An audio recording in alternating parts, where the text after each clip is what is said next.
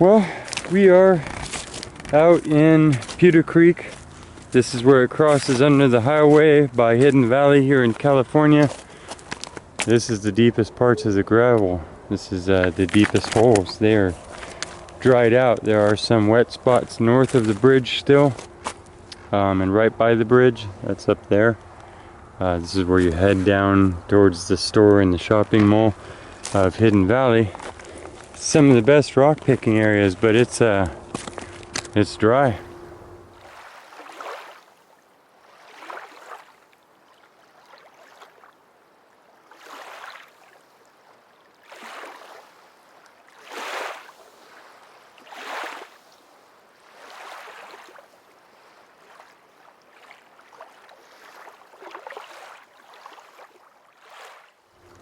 Lived out here, well, lived in this general region most of my life. Lived where I've been driving by this a couple of times a week for the last 10 or 15 years, and never seen it this dry. This actually goes downstream about 2 miles. I won't be specific, but there's a pipe that goes into it, and that's what my neighborhood drinks out of. This, I actually drink Pewter Creek water south of here. We have our own water treatment plant in the little neighborhood that I live in, but this is upstream.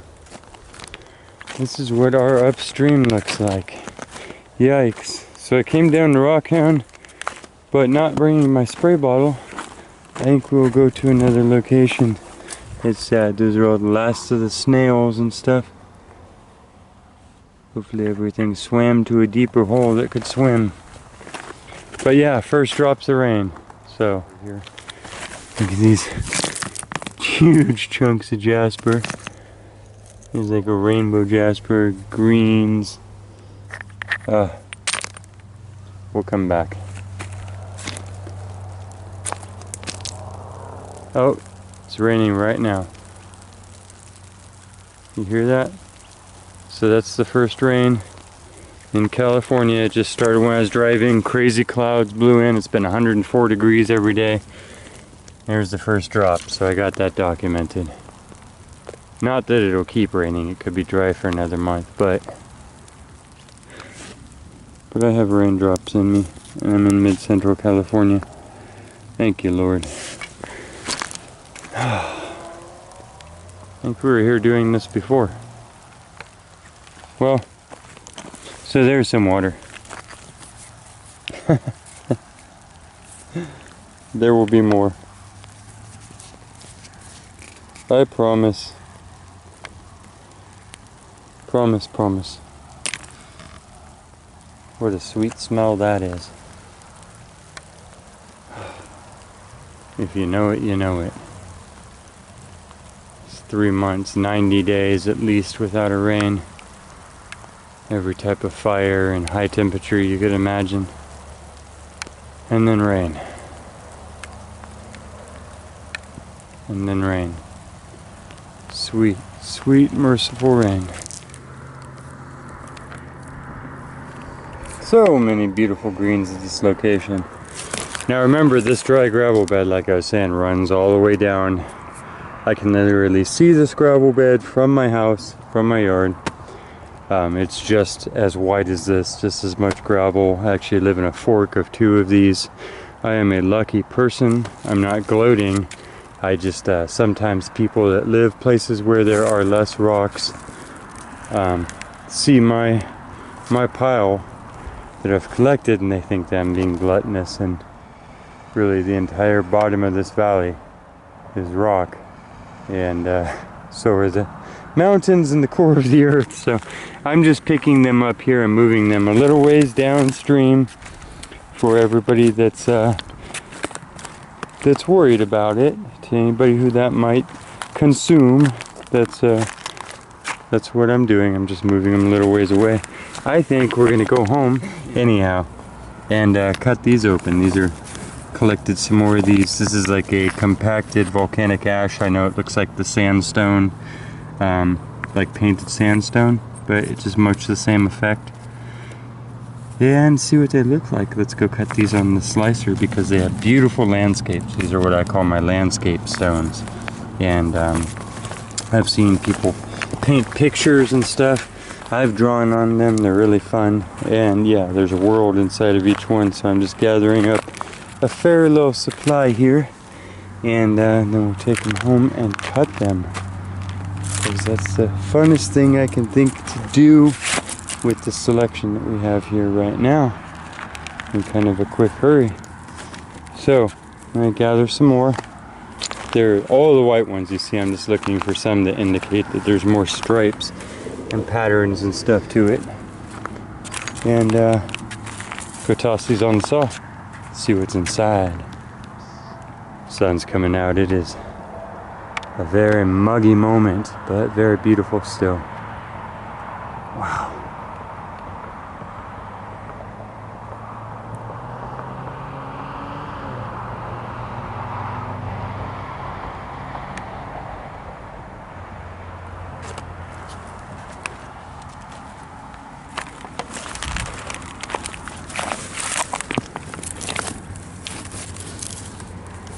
Might be too big for my saw, but would be a good one though. I'm gonna try it. Look at that, that's crazy. It's already just beyond beautiful. These get so overlooked. I don't think people would rate them as a precious or a semi-precious. They're just probably whatever low-grade rock is what it'd be put as. But, and I mean, there's 1,000 of them within sight. Basically all the light that you see here.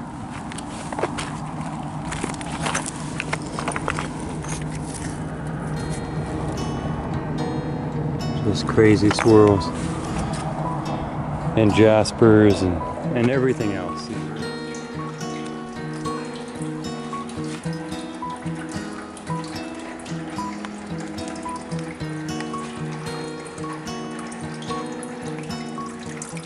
Back to our trusty tile saw. These are fun, just like a geode or something. You never know what's going to be on the inside. Boom. And if these landscapes don't make your mind want to wander off into the stone,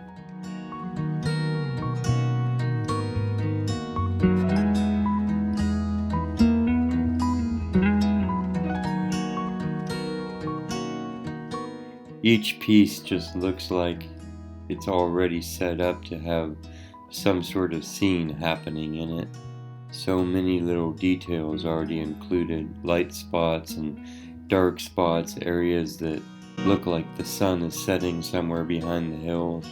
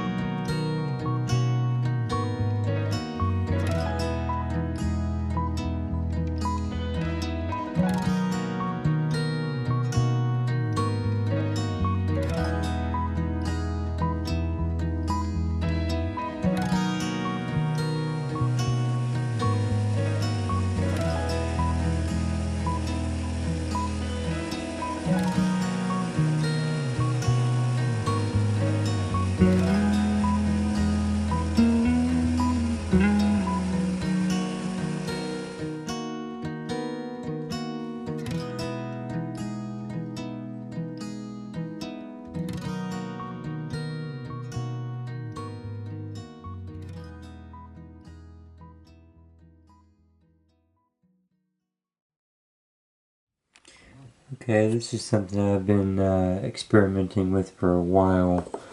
Was drawing on these little landscape stones. That's what I did with some of these slabs we took off. There's just the backside, the butt. And yeah, I think that ended up pretty cool. I also, so this is with some just basic oil wiped onto them just to darken it a little bit. This one I did a tree. And that'll lighten up as it absorbs it and dries out. It'll go basically back to that color Here's one halfway dried out from dark like that. The only difference is that this is one that's dried out almost all the way. So the dark areas in it end up staying darkened a little bit. That is the difference the oil makes. And then I put some really thin spray varnish on a piece of this stuff, and it came out looking really nice. Keep in mind this is like a almost chalky type of texture, this Tuff, so you can't get it naturally shiny by polishing it, but by putting some of the varnish on there, it sure got shiny, and it darkened it up a little bit, made it look really nice. You can see these are the other slabs that I'm going to use. First designs I'm kicking around with, the castles on the mountainside. And yeah, I'm thinking about, you know, coating that in a shininess.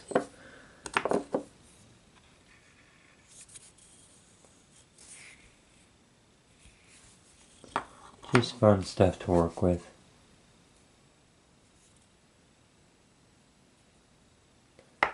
And the pieces, when you're choosing where you want to put your stuff in your landscape, look at those.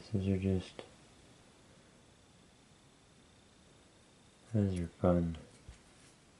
They're not the same either. There's two different things going on there.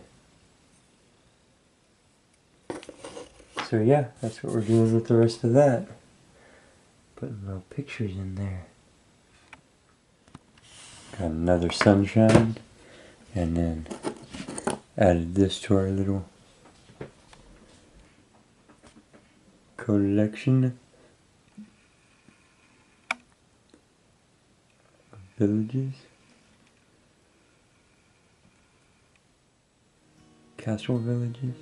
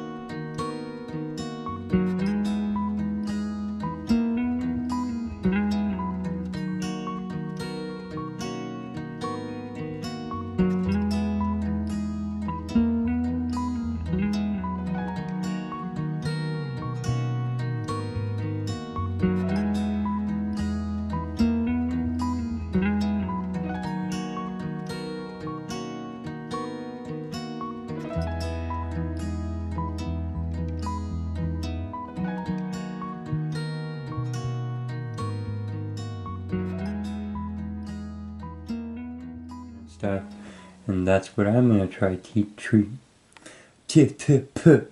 that's what I'm gonna try treating this. I'm gonna try treating this Tuff that we have painted with pictures with this particular varnish here. Rock. So that is a total experiment. Using this for that.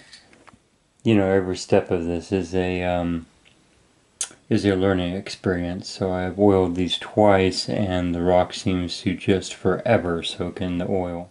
So we have these. I put the lacquer on them. I'm just going to do it on one side, I think. And yeah, it came out really nice. Left everything as it should be, but sealed in the color, made sure they won't smear or fade, any of that. And just slightly darkened the tones of the stone to the point where, you know, it looks like it got licked. So be like flat.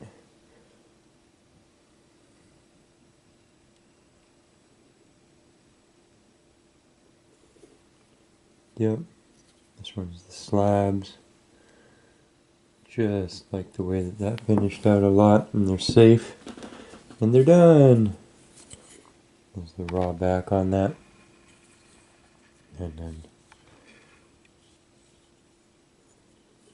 boom. all the way down.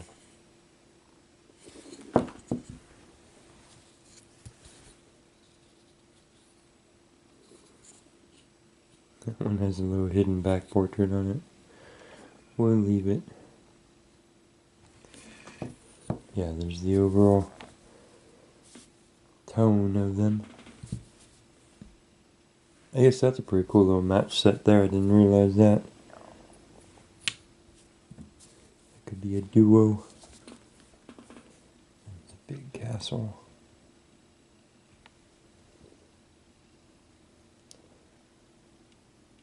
Yep. I like how those turned out. Which little house, kingdom, fortress would you live in?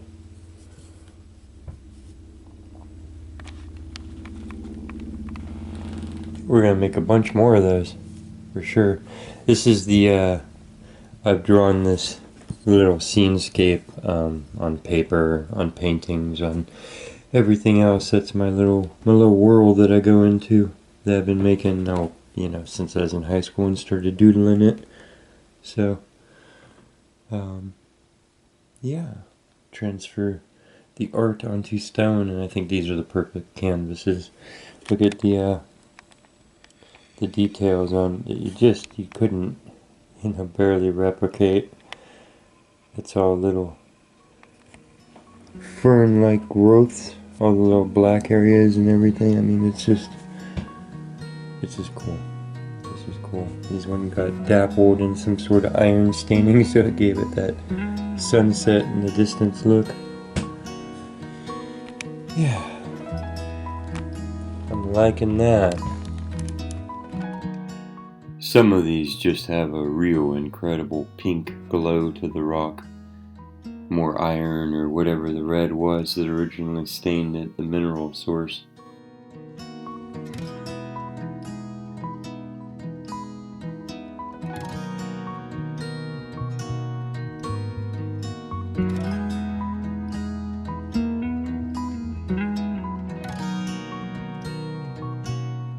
Thank you for joining me on another quest for details.